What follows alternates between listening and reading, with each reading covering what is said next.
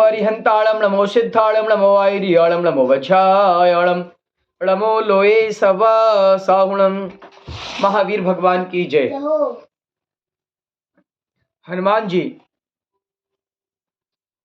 के बारे में जान रहे थे हम। पर्व 52 और 51 में वे अपने नाना से युद्ध करते हैं और युद्ध में जीतते हैं और नाना के द्वारा सम्मान को प्राप्त करते हैं और नाना से पश्चाताप लेते हैं। लंका सुंदरी से युद्ध करते हैं, लंका सुंदरी पर मोहित होते हैं। उसके पश्चात हनुमान पवन पुत्र बिना किसी संशय के लंका में प्रवेश करते हैं और सीता से भेंट करते हैं। पर्व 53 में हम पढ़ेंगे। निशंक होकर सेवकों के साथ महाप्रभाव युक्त ऐसे श्री हनुमान लंका में प्रवेश करते हैं और विभीषण के राजभवन में जाते हैं। विभीषण श्री राम के भक्त हनुमान का बहुत सम्मान करते हैं। कुछ देर बैठते हैं और चर्चाएं होती हैं और हनुमान कहते हैं रावण 3 खंड का अधिपति है, 3 खंड का स्वामी है। क्या यह उचित है कि किसी स्त्री, किसी पर पुरुष की स्त्री को वह हरण करके लाए, उसको चोर कर लाए? जो राजा है उसको मर्यादा का ध्यान रखना पड़ता है, क्योंकि राजा मर्यादा का मूल होता है।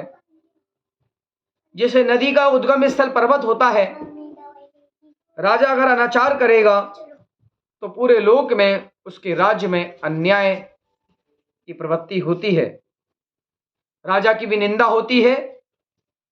इसलिए हे विभीषण, आप अपने भ्राता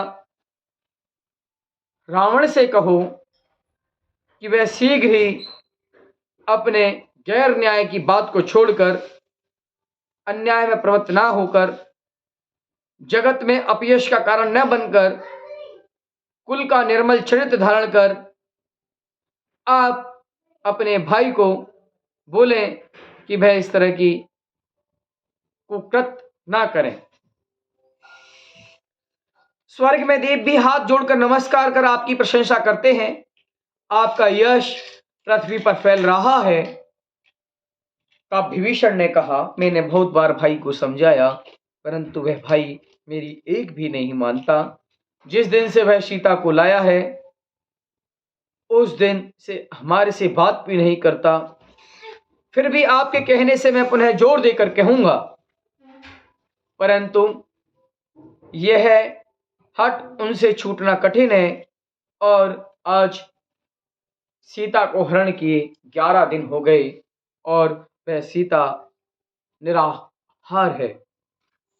जल भी ग्रहण नहीं किया, लेकिन वह रावण जो कि मेरा भाई है, उसे उसके प्रति दया भाव नहीं आया। एक उद्यान है प्रमद नाम का, उसमें सीता विराजमान है। वहां हनुमान गए। वह भोग भूमि के समान दिखने वाला वह वन बहुत सुंदर है। हनुमान सीता के दर्शन के लिए आगे गए, चारों तरफ वन में अवलोकन किया। तब दूर से देखकर सीता को सम्यक दर्शन सहित महासती सीता को देखकर हनुमान का मन में चिंतन करते लगे। यह रामदेव की परम सुंदरी महासती निर्धूम अग्नि समान, आंखों में आंसू भरे, चिंता सहित बैठी है। मुख पर हाथ लगाकर सिर के केश बिखर रहे हैं, क्रश हुआ हो शरीर है। यह देखकर हनुमान मन से कहता है, धन है इस लोक में माता का रूप, जो अपने रूप से सर्वलोक को जीता। मानो यह कमल से निकली साक्षात लक्ष्मी ही विराजमान है। दुख के समुद्र में डूब रही है, फिर भी इसके समान और कोई नारी नहीं है। मैं जैसे भी हूं, सीता ऐसी महामाता को श्री राम से मिलवाऊंगा।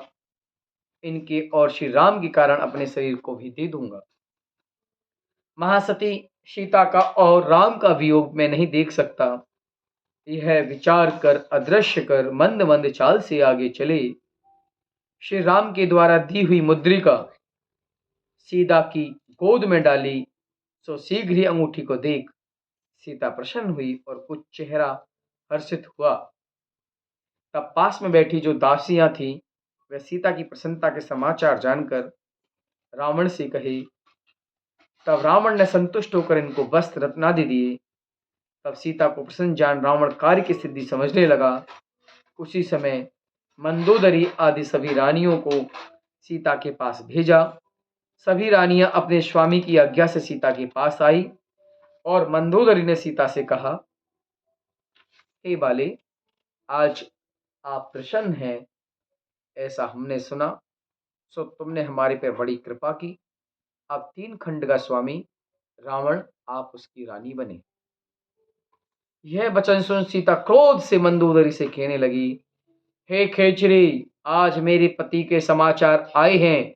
मेरे पति आनंद से हैं, इसीलिए मुझे हर्ष हुआ है। तब मंदोदरी ने समझाया कि इसको आहार पानी किए 11 दिन बीत गए, इसलिए वायु से बोल रही है। तब सीता ने अंगूठी लाने वाले से कहा, हे भाई, मैं समुद्र के अंतर्द्वीप में भयानक वन में पड़ी हूं। जो कोई श्रेष्ठ मनुष्य मेरे भाई समान अति वात्सल्य के धारी मेरे पति की मुद्रिका लेकर आए हैं, वह मुझे प्रकट दर्शन दें। तब हनुमान भव्य जीव परम उपकारी सीता का अभिप्राय जान मन में सोचने लगी कि पहले दूसरे का उपकार करना चाहें और बाद में कायर होकर छिपे रहें, वह अधम पुरुष है। जो दूसरे जीवों को कष्ट के समय एवं दुखी देख सहायता करते हैं, उन जीवों का जन्म सफल होता है।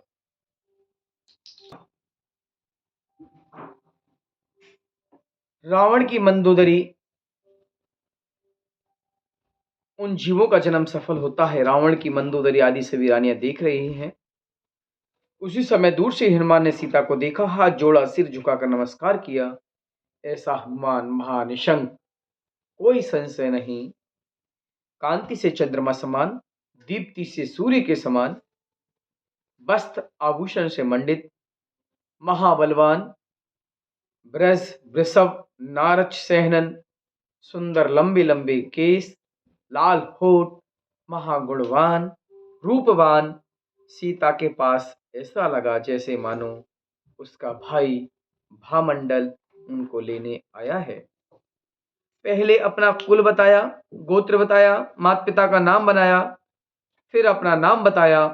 पुनः श्री राम ने जो समाचार कहे वे सब कुछ बताया और हाथ जोड़कर विनती की, हे साध्वी, स्वर्ग विमान समान राजमहलों में श्री राम विराजमान हैं, परंतु आपके वियोग रूपी समुद्र में मग्न हैं। किसी जगह भी राग एवं शांति को प्राप्त नहीं हो रहे हैं। संपूर्ण भोग उपभोग को छोड़कर मौन पूर्वक आपका ध्यान करते हैं और वीणा की मधुर ध्वनि, स्त्रियों के सुंदर गीत, राग भरी कथाएं कभी नहीं सुनते। प्रति समय आपकी ही कथा करते हैं, आपको देखने के लिए केवल जीवन जी रहे हैं। यह वचन सुन हनुमान के सीता बहुत आनंद को प्राप्त होती है। सीता के समीप हनुमान महाविनयवान हाथ जोड़ खड़ा है। सीता आंखों में आंसू भर कहने लगी, हे भाई, मैं दुख के सागर में गिरी हूँ। अब पति के समाचार सुन कुछ संतोष को प्राप्त हुई हूँ, सो आपको क्या दूं। तब हनुमान प्रणाम कर कहता है, हे जगत पूज्य, आपके दर्शनों का ही मुझे महालाभ हुआ। तब सीता ने मोती समान आंसुओं की बूंद गिराते हुए हनुमान से पूछा, हे भाई, यह नगर अनेक जलचर जीवों से भरा महाभयानक समुद्र पार कर आप कैसे आए? और सच कहो, मेरे प्राणनाथ को आपने कहाँ देखा? और लक्ष्मण युद्ध में गए थे, वह कुशल मंगल है। और मेरे स्वामी कदाचित आपको यह संदेश कहकर परलोक गए हों, या जिन मार्ग में प्रवीण सभी परिग्रह का त्याग कर तप करते हों, या मेरे वियोग से शरीर शिथिल हो गया हो और यह अंगूठी उंगली से गिर गई हो, यह मेरे मन में शंका है। अभी तक मेरे प्रभु का आपसे परिचय नहीं था, सो अब कैसे मित्रता हुई, यह सब मुझे विस्तार पूर्वक कहो। तब हनुमान ने हाथ जोड़े और विनय पूर्वक कहा, हे देवी, सूर्य हास खड़क लक्ष्मण को सिद्ध हुआ और चंद्रनखा ने घर जाकर पति को क्रोध उत्पन्न कराया। वह खड़दूषण टंटक वन में युद्ध करने आए, लक्ष्मण युद्ध करने लगे। यह वृतांत तो आप जानती ही हो। युद्ध के लिए रावण आया, तब श्री राम के पास विराजमान थी। वह रावण सभी शास्त्रों का ज्ञाता एवं धर्म अधर्म का स्वरूप जानने वाला, फिर भी आपको देखकर अज्ञानी होकर सभी नीति भूल गया। उसकी बुद्धि नष्ट हुई। आपको हर कर ले जाने के लिए कपट से सिंहनाद किया। उस सिंहनाद को सुनकर श्री राम लक्ष्मण के पास गए और वह पापी आपको हर कर ले गया। लक्ष्मण ने राम से कहा, ए देव, आप क्यों आए? शीघ्र ही जानकी के पास जाओ। तब राम अपने स्थान पर आकर आपको नहीं देख महादुखी हुए। आपको ढूंढने के कारण मन वचन में बहुत घूमे, वन वन में घूमे। वहां जटायु को मरता देख उसको नमोकार मंत्र एवं चारों आराधना सुनाकर पक्षी का समाधि मरण कराकर परलोक सुधारा। आपके वियोग से महादुखी हुए जो हम कह नहीं सकते। लक्ष्मण खरदूषण को मार श्री राम के पास आए और संतोष दिया। चंद्रोदय का पुत्र विराधित लक्ष्मण से युद्ध में आकर मिला। सुग्रीव राम के पास आए और साहस गति विद्याधर सुग्रीव का रूप बनाकर सुग्रीव की रानी के लिए आया। तब वह राम को देखकर साहस गति की विद्या भाग गई। सुग्रीव का रूप मिट गया। साहस गति ने राम से युद्ध किया, सो राम ने साहस गति को मारा, सुग्रीव का उपकार किया। तब सभी ने मुझे बुलाकर राम से मिलवाया। अब मैं श्री राम का भेजा आपको छुड़ाने के लिए यहाँ आया हूं। परस्पर युद्ध करना ठीक नहीं है। और लंकापुरी का नाथ दयावान, विनयवान, धर्म, अर्थ, काम का वेत्ता है, कोमल हृदय है, सौम्य है, वक्रता रहित है, सत्यवादी है, धीर है, महाधीर है, वीर है, मेरा मेरा वचन मानेगा और आपको श्री राम के पास भेजेगा। उनके निर्मल कीर्ति पृथ्वी पर प्रसिद्ध है। लोग अपवाद से डरते हैं। तब सीता ने हर्षित होकर राम से पूछा, हे कपिध्वज, आपके समान पराक्रमी, धीर वीर, विनयवान मेरे पति के पास कितने हैं? तब मंदोदरी ने कहा, हे जानकी, तू इनको क्या समझ रही है? तू इनको नहीं जानती, इसीलिए ऐसा पूछ रही है। इन हनुमान समान भरत क्षेत्र में और कोई नहीं, यह एक ही है। यह महासुभट योद्धा, इसने कई बार रावण की सहायता की है। यह पवन का पुत्र, अंजना का प्यारा सुत, रावण का भांजा जमाई है। चंद्रनखा की पुत्री अनंकुसमा से विवाह किया है। इन अकेलों ने अनेकों को जीता है। प्रति समय लोग इनके दर्शनों की अभिलाषा करते हैं।